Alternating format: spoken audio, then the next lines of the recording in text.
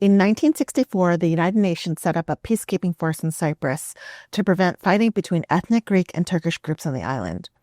Turkish and Greek Cypriots have been at odds since Cyprus gained independence from the British Empire in 1960.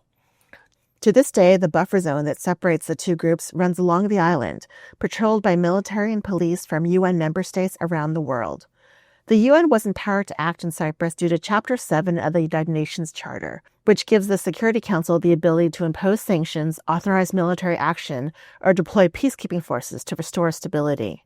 There are currently 11 peacekeeping missions around the world, the oldest from 1948 in Jerusalem, where forces monitor ceasefires, supervise armistice agreements, and prevent incidents from escalating.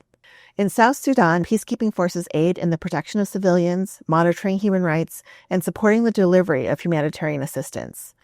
Peacekeeping forces in the Democratic Republic of Congo also help with the protection of civilians, humanitarian staff, and human rights defenders, as well as support the government in stabilization and peace efforts.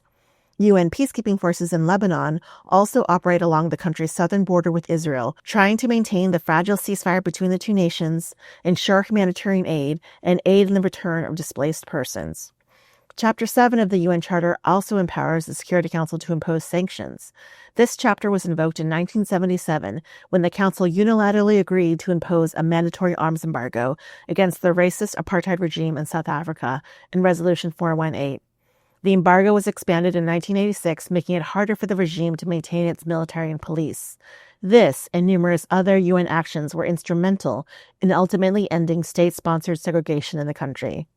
These sanctions were finally recalled in 1994, when South Africa held general elections, resulting in a win for the African National Congress and the election of Nelson Mandela as its first Black president.